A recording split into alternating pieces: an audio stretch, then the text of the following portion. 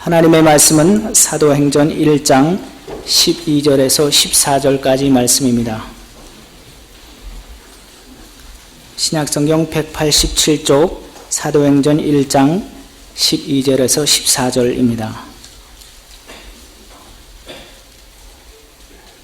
제자들이 감람원이라 하는 산으로부터 예루살렘에 돌아오니 이 산은 예루살렘에서 가까워 안식일에 가기에 알맞은 길이라. 들어가 저희 유하는 다락에 올라가니 베드로, 요한, 야고보, 안드레와 빌립, 도마와 바돌로메, 마태와 및 알페오의 아들 야고보, 셀롯인 시몬, 야고보의 아들 유다가 다 거기 있어 여자들과 예수의 모친 마리아와 예수의 아우들로 더불어 마음을 같이하여 전혀 기도에 힘쓰니라. 아멘. 주일은 물론이고 주중에도 틈이 나는 대로 교회에 와서 각종 봉사를 마다치 않는 한 성도님이 한 달 전에 제게 보낸 글 중에 다음과 같은 내용이 있었습니다. 본인의 양해하에 해당 부분을 제가 읽어드리겠습니다. 진실로 좋은 일인지 아닌지 잘 모르겠지만 사업이 점점 바빠지는군요. 예전에는 그렇게 바빠지기를 원했었지만 막상 바빠지니 지금 누리고 있는 것 중에 무엇을 포기해야 할지 걱정이 됩니다. 다음 주에는 일본, 그 다음 주는 중국, 그리고 또 그 다음 주에는 스페인에 다녀올 듯 합니다. 지금 현재 누리고 있는 것 중에 무엇을 포기해야 될지 걱정이라는 성도님의 표현을 사업과 주중 교회 봉사 가운데 무엇을 선택할 것인지 고민하는 것으로 이해한 저는 성도님께 이런 답글을 드렸습니다. 사업이 바빠지신다니 진심으로 축하드립니다. 그 경우에 포기해야 할 것은 당연히 주중 교회 봉사지요. 주어진 사업에 그리스도인으로 몰두하세요. 교회 봉사는 예배가 있는 날만 하셔도 충분하답니다. 아시지요? 이 시대의 교회의 문제는 교회의 봉사자가 모자라는 것이 아니라 세상에서 그리스도인의 양심으로 살아가는 참된 그리스도인이 적다는 것입니다. 교회 봉사의 중요성은 새삼스럽게 강조할 필요가 없을 것입니다. 봉사는 마치 자전거의 페달과 같다고 했습니다. 누구든지 길에 걸어가는 행인을 위해서 자전거 페달을 밟는 사람은 없습니다. 그것은 자전거를 타고 있는 당사자 자신을 위한 행위입니다. 페달을 밟지 않는 한 자전거는 조금도 앞으로 나아가지 않습니다. 우리말 사전은 봉사를 국가, 사회 또는 타인을 위해 헌신적으로 일하는 것이라고 정의하고 있습니다. 철저하게 이타적인 행위라는 의미입니다. 그러나 그리스도인의 봉사는 우리말 사전이 정의하고 있는 봉사와는 차원을 달리하고 있습니다. 그리스도인들은 주님의 말씀을 쫓아 타인을 위해 봉사하는 가운데 돌아가시기까지 우리를 섬겨주셨던 주님의 생명과 사랑, 주님 말씀의 능력을 비로소 자기 것으로 삼게 됩니다. 따라서 그리스도인들의 봉사는 타인을 위한 행동인 동시에 궁극적으로는 자전거 페달처럼 자기 신앙의 성숙을 위한 필수 과정이 되는 것입니다.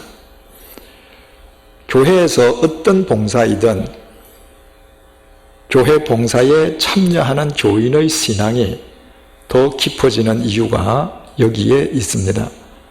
자전거 페달을 계속 밟음으로 자전거가 바르게 달릴 수 있듯이 그리스도인들은 봉사를 통해서 그리스도인답게 살아가는 법을 익히게 됩니다. 우리가 이 시간에 이렇듯 은혜롭게 예배를 드릴 수 있는 것은 수없이 많은 교우님들의 봉사의 결과입니다.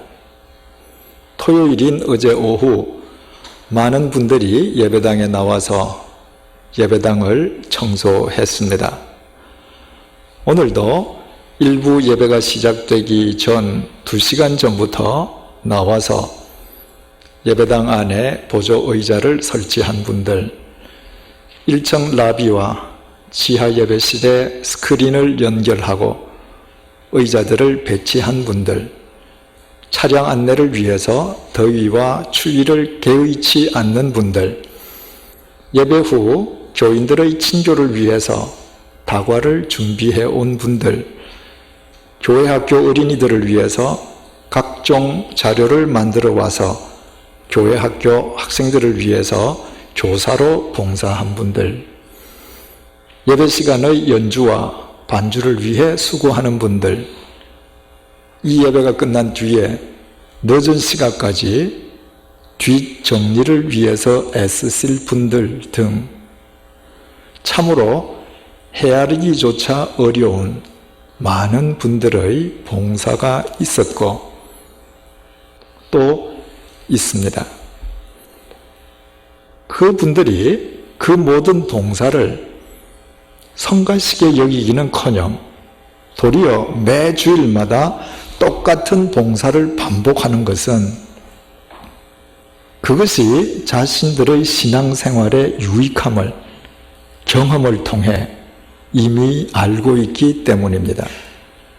이런 관점에서 주일 예배에 참여한 그리스도인들이 어떤 형태의 봉사이든 봉사의 현장에 참여하는 것은 자신의 신앙생활을 위해 참으로 중요하고도 유익한 일입니다. 그러나 잊지 말아야 될 사실은 예배당이 그리스도인의 봉사의 종착역이 아니라는 사실입니다. 그리스도인의 봉사가 예배당 안에 국한되어서는 안 된다는 의미입니다. 교회 봉사가 중요한 것은 그것이 세상 속에서 그리스도인으로 살아가기 위한 출발점이 되기 때문입니다. 자전거를 타고 페달을 밟는 사람은 적어도 세발 자전거를 탄 어린아이가 아니라면 자기 집 대문 앞 골목을 맴돌기 위함이 아니라 목적지에 다다르기 위함입니다.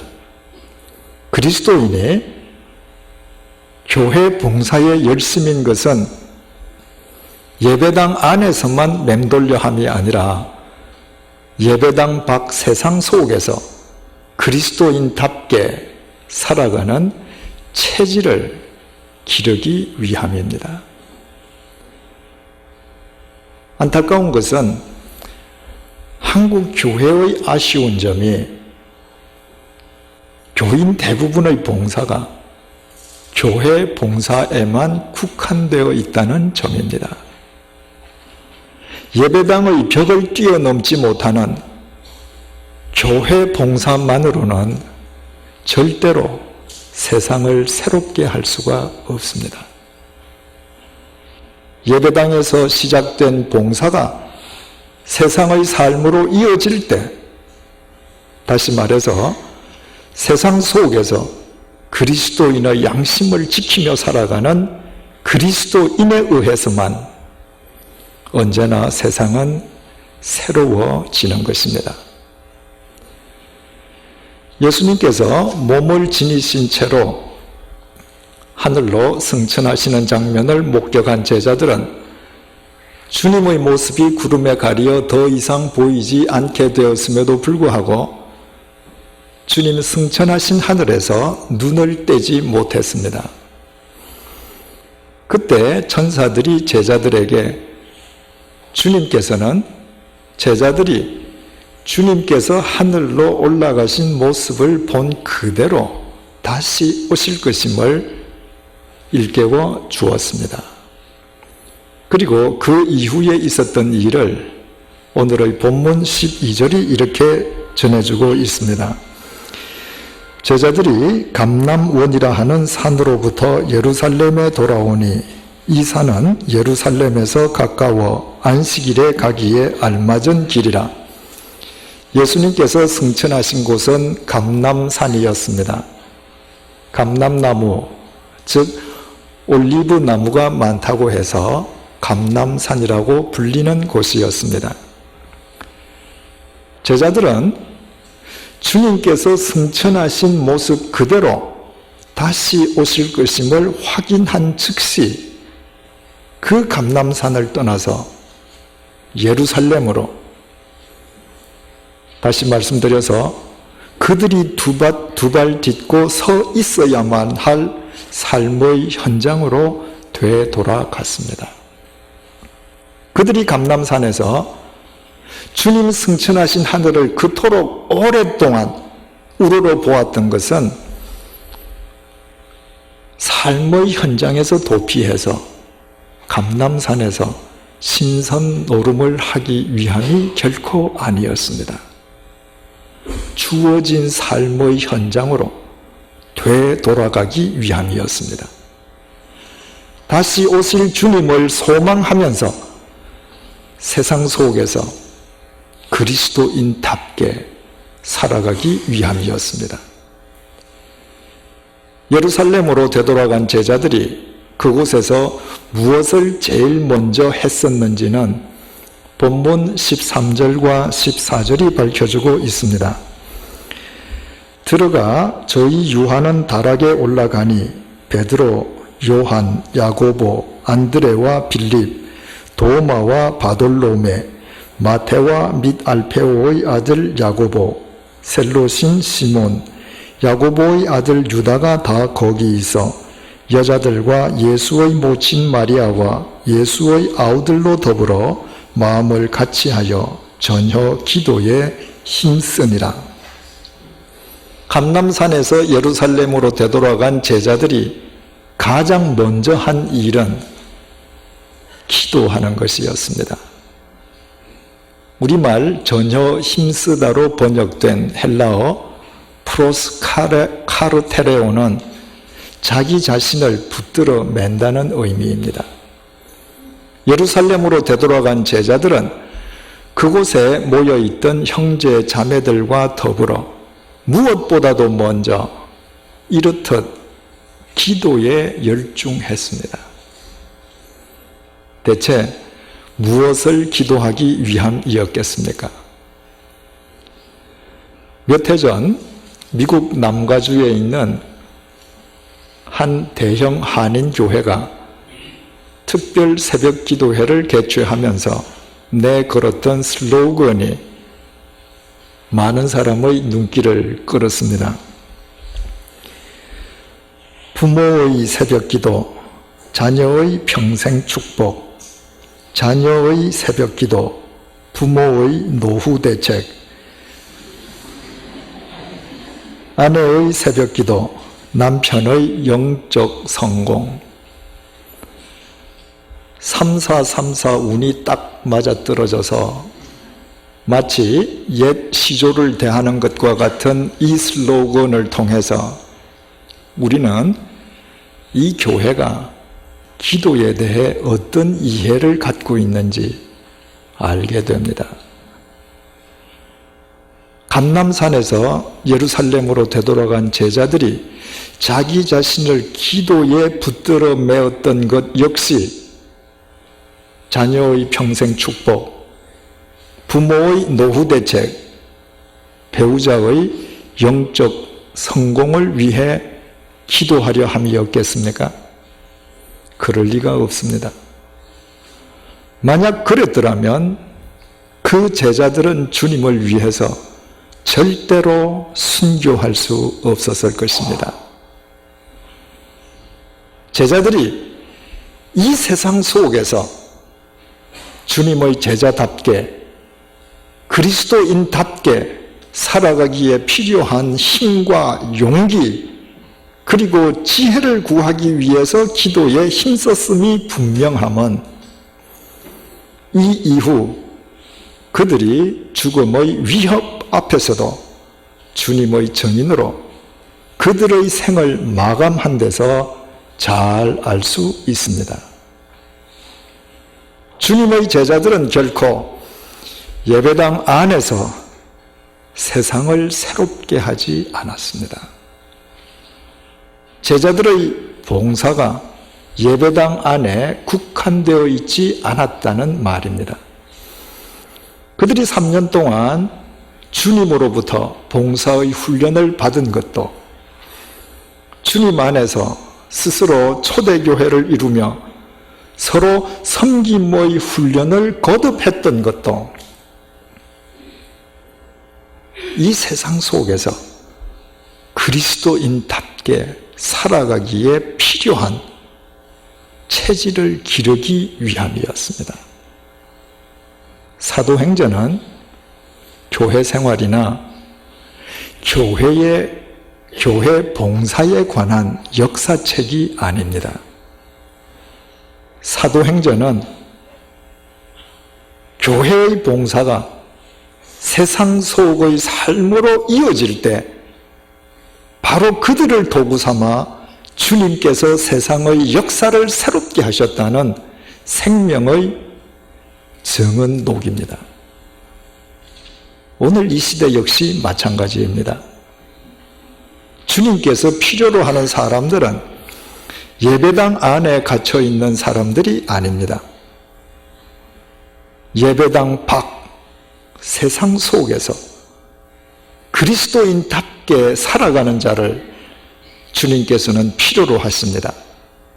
그들을 통해서만 이 시대의 역사를 새롭게 하실 수 있기 때문입니다.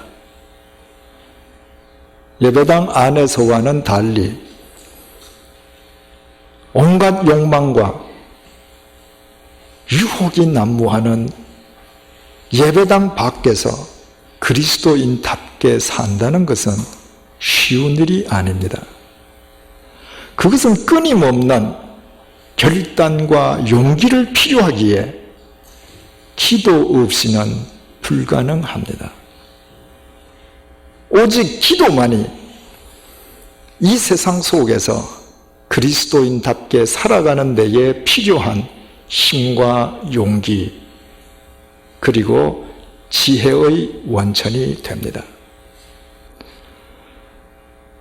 잘 아시는 것처럼 100주년 기념교회가 창립되기 전에 이루어졌던 집회 약속을 지키기 위해서 지난주에 저는 캐나다 토론토에 있는 다드림 교회를 다녀왔습니다. 사흘 동안 토론토에 있는 교우님들과 더불어 4시간에 걸쳐 주님의 말씀을 함께 묵상했습니다. 두 번째 날 저녁 시간에 묵상했던 말씀 가운데에는 요한복음 21장 18절 말씀이 있었습니다. 예수님께서는 제자들을 대표하는 베드로에게 이렇게 말씀하셨습니다. 내가 진실로 진실로 네게 이르노니 젊어서는 내가 스스로 띠띠고 원하는 곳으로 다녔거니와 늙어서는 내 팔을 벌리리니 남이 네게 띠띠우고 원치 아니하는 곳으로 데려가리라. 인간은 누구든지 스스로 띠띠고 원하는 곳을 다니며 또 원하는 것을 행하려고 합니다. 그러나 나이가 많고 적음에 상관없이 누구든 자신의 인생을 한 번이라도 찬찬히 되돌아보면 자신의 계획대로 자신이 스스로 한 일은 거의 없고 모두 자신의 의도와는 전혀 상관없이 되어진 일뿐임을 알게 됩니다. 주님을 믿는 자들은 그 그 되어진 일들이 모두 주님에 의해 되어진 일들임을 고백합니다. 이 사실을 분명하게 깨닫는 자는 주님 앞에 두 팔을 벌리기 마련입니다. 주님 앞에 항복하는 것입니다. 자발적으로 주님께서 이끄시는 대로 이끌려 살기 위함입니다. 그것이 인생 낭비 없이 최선의 삶을 사는 길이기 때문입니다. 사회에 걸친 집회 순서가 다 끝난 뒤에 주일 오후 질의응답 시간대였습니다. 한 자매님이 바로 이 성경 구절과 관련해서 질문을 던졌습니다. 그 전날 밤에 바쁜 일로 집회에 참석하지 못한 남편이 밤 늦게 귀가하자 그 자매님은 교회에서 들었던 말씀을 남편에게 전해주며 자신들도 주님 앞에 두 팔을 벌리고 주님께서 이끄시는 대로 살아가자고 권했습니다. 그랬더니 남편은 주님께 이끌려가는 것이 신앙생활이라면 앞으로는 기도할 필요가 없겠다고 좋아하면서 이제 기도하지 않겠다고 즉석에서 결정을 해버리더랍니다. 어차피 주님께서 이끌어 주실 텐데 구태여 시간을 낭비해가면서 기도할 필요가 뭐 있느냐는 것이었습니다. 가만히 들어보니 남편의 말이 일리가 있는 것도 같았습니다. 그래서 자매님은 남편의 말에 아무 반박도 못했습니다. 따라서 과연 남편의 말이 맞는 것인지 틀렸다면 남편에게 무엇이라고 답변해 주어야 되는지 제게 질문을 던진 것입니다. 자매님의 그 질문에 대한 답변을 저는 겟세마네 동산에서 기도하신 주님의 이야기로 대신했습니다. 주님께서는 십자가에 못 박혀 돌아가시기 전날 겟세마네 동산에서 밤이 맞도록 기도하셨습니다. 목전에 임박한 당신의 죽음을 보며 주님께서는 심히 슬퍼하고 고민하셨습니다. 얼마나 주님의 심정이 괴로우셨으면 주님께서는 아예 땅바닥에 엎드리신 채 얼굴을 땅에 대고 기도하셨습니다. 십자가의 죽음을 피하기 위함이었습니다. 주님의 그 기도가 얼마나 애절했던지 주님의 얼굴에서 떨어지는 땀방울에 피가 배어날 정도였습니다. 그 애절한 기도 끝에 주님께서 받으신 응답이 무엇이었습니까? 십자가의 죽음을 모면하시기라도 했습니까? 그렇지 않았습니다. 심히 슬퍼하고 고민하며 땀방울에 피가 배일 정도로 절규하시던 주님께서는 이었고 기도를 마치신 뒤에 제자들을 찾아오시어 이렇게 말씀하셨습니다. 보라, 때가 가까웠으니 인자가 죄인의 손에 팔리우느니라. 일어나라, 함께 가자. 보라, 나를 파는 자가 가까이 왔느니라. 내가 언제 고민하고 슬퍼하며 기도했느냐는 듯이 결연히 말씀하신 주님께서는 추호의 흔들림도 없이 십자가의 죽음을 향해 당신의 발을 내디디셨습니다. 밤이 맞도록 살기 위해 절규하시던 주님께서는 그 기도를 하시는 중에 하나님의 뜻은 당신을 십자가의 죽음으로 이끄시는 것임을 확인했기 때문입니다.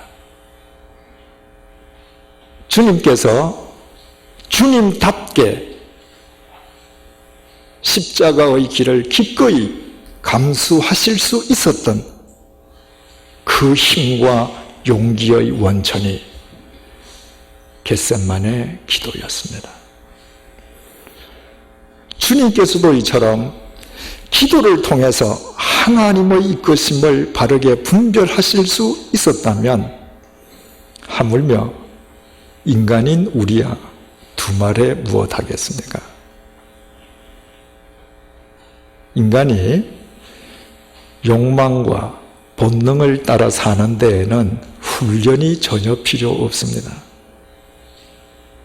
본래 죄성을 타고 태어난 인간은 가만히 내버려둬도 나이에 구애받지 않고 모두 그 길을 마냥 달려가게 되어 있습니다. 하지만 주님의 이끄심을 받는 삶은 절대로 절로 이루어지지 않습니다.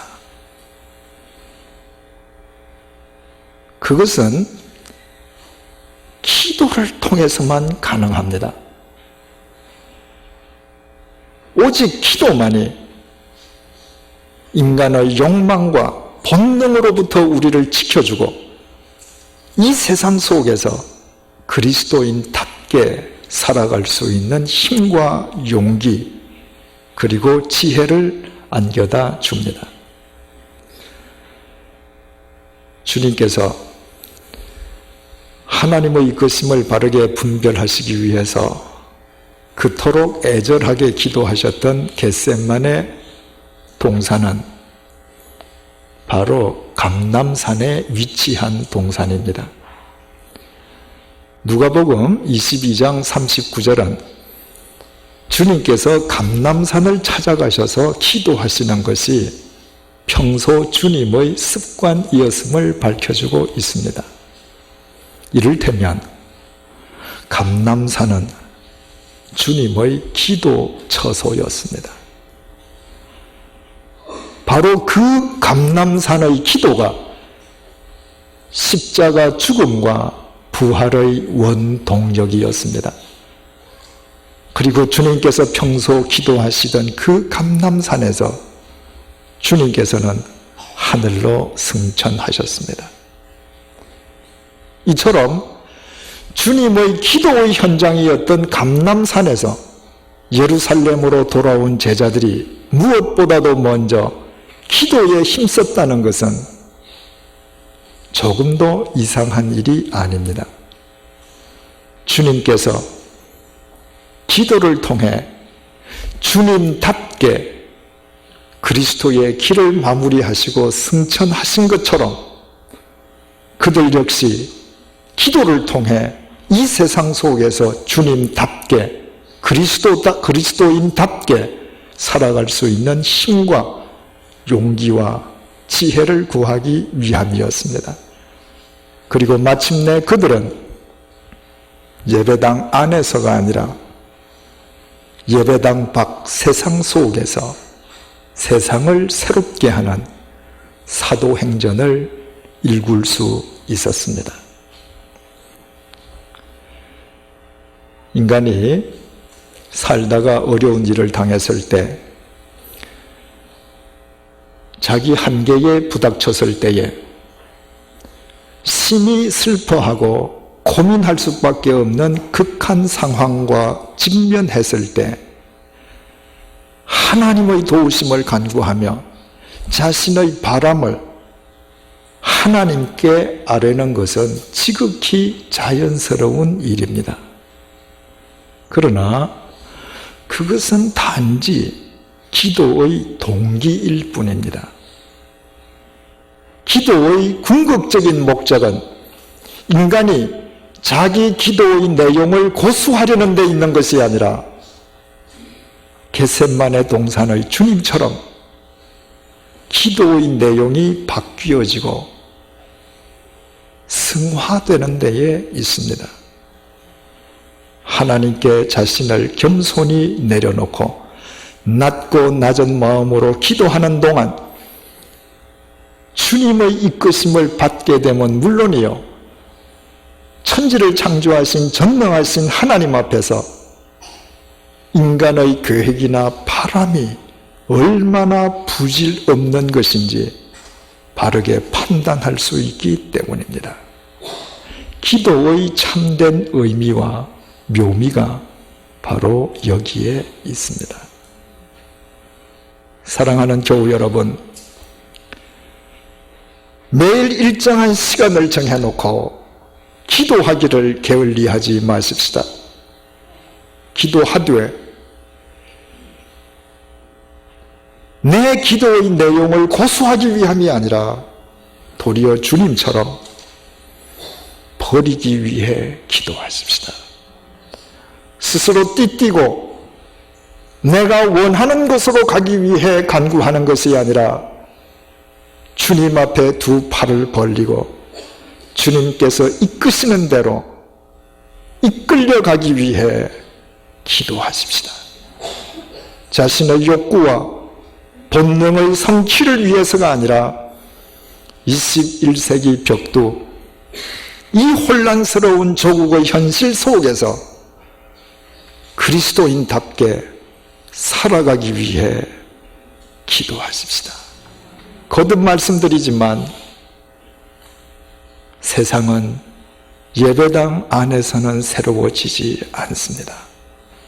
예배당 밖 세상 속에서 그리스도인답게 살아가는 그리스도인에 의해 세상은 새로워집니다.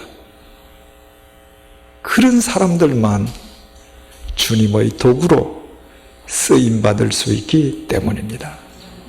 교회가 중요한 것은 교회의 역할이 교회를 이루고 있는 사람들을 세상 속의 그리스도인으로 바로 세워주는 데 있기 때문입니다. 이 세상이 인간의 최후 목적지가 아니라